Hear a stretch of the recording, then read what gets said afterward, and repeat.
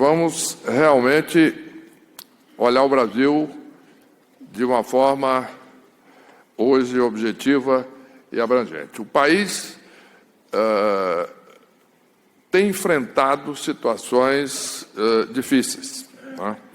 Por exemplo, nós tivemos em 2015, 2016, uma recessão muito forte. No entanto, no momento em que foi endereçada a causa principal disso, que foi a questão da evolução das despesas públicas, imediatamente o país recuperou. Saiu de uma recessão muito forte para um crescimento já no ano seguinte.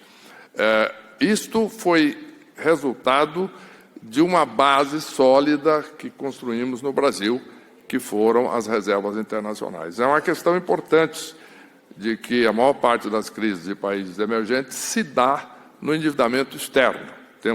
Estamos vendo isso no momento com alguns vizinhos, é uma situação séria e de difícil solução. O Brasil resolveu esse problema de uma forma praticamente definitiva, dentro do que pode ser definitivo em economia, mas na época em que se construiu isso, foi uma época, inclusive, que eu estava no Banco Central, nós deixamos 300 bilhões de dólares de reserva e hoje temos 350 bilhões de dólares de reserva. Isso dá uma estabilidade para o país que permite o crescimento. Isso agora está sendo adicionado por mudanças importantes na área de produtividade. Inicialmente, o controle das despesas fiscais, o que é fundamental, e isso foi inicialmente endereçado com o teto de gastos, que depois foi substituído agora pelo arcabouço fiscal, com questões referentes ao arcabouço fiscal, mas pelo menos tem algo fundamental, que é uma consciência do problema fiscal, que é algo que não existia anteriormente no país, e não existe em diversos países. Então, nós temos hoje no Brasil uma consciência quando o governo, agora, por exemplo, muitas vezes não obedece ao arcabouço fiscal, existe uma reação imediata, né? Então, isso tudo começou, o presidente Temer, né, no seu governo, com o teto de gastos, né? E isto foi depois complementado por algo fundamental para que o teto pudesse ser cumprido, que foi a reforma da Previdência, que não foi possível ser completada naquele mandato do presidente Temer, mas foi completada logo em seguida, em 2019. Isso deu base para as mudanças aí, sim, investindo e endereçando a questão da produtividade. Então, nós temos hoje a aprovação e agora a regulamentação. Algumas questões foram colocadas aqui de forma muito precisa sobre as questões da regulamentação da reforma tributária, mas ela é fundamental para o aumento da produtividade.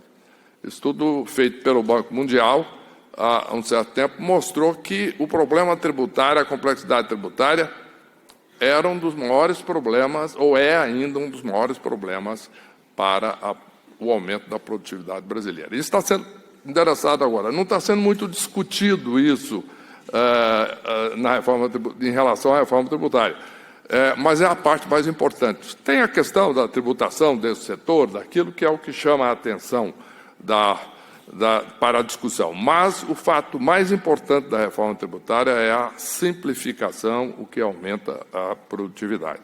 Então, isso é fundamental para que o país não só possa ter uma estabilidade, previsão de que não vai entrar em recessão em futuro próximo, mesmo de vez em quando com algumas preocupações fiscais e alguns exageros que possam existir aqui ou ali, como em outros países, inclusive aqui nos Estados Unidos, mas, no momento em que tem uma base sólida, o país continua, ajusta no devido tempo e continua crescendo, e isso é fundamental para os investimentos.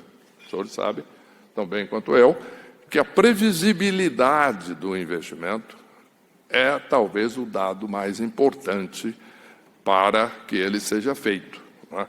Não pode, o empresário não adianta dizer, esse ano, no próximo ano, nós vamos ter um crescimento de vendas elevado, etc., né, com o nosso investimento, mas que no futuro é imprevisível. Bom, ninguém vai fazer um investimento onde o futuro é imprevisível.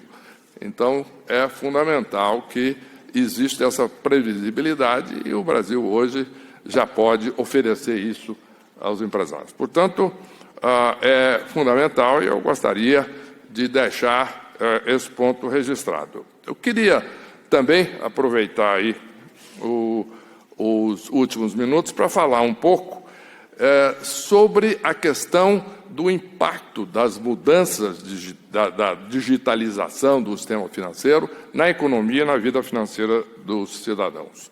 O futuro do mundo financeiro será digital. Na realidade, hoje já está sendo digital, cada vez mais. Seja nos meios de pagamento, nos ativos financeiros, nas criptomoedas, nas moedas digitais para transações entre países e também para a troca de informações e dados dos clientes pelas instituições financeiras, dentro da lei, etc. Já estamos bem avançados no caminho para as transações digitais, que dispensam o uso do papel e de burocracia. Essas tecnologias podem incluir mais pessoas no mercado, coisa fundamental em um país que tem ainda a questão da distribuição de renda no Brasil. Não é? O ponto importante é que, por décadas, o sistema financeiro brasileiro tem sido um pioneiro em termos internacionais no avanço, no investimento em tecnologia. Isso dá uma base muito importante. Por exemplo, quando foi lançado o programa pelo Banco Central do Brasil, do BC+, em 2017, tinha-se como uma meta fundamental fortalecer a digitalização, reduzir o custo do crédito, melhorar a estrutura do sistema financeiro e permitir uma maior concorrência. Uma das consequências foi a criação de uma transação que todos os brasileiros hoje já conhecem, que é o PIX. Não é? O Brasil adere muito bem a estas mudanças digitais.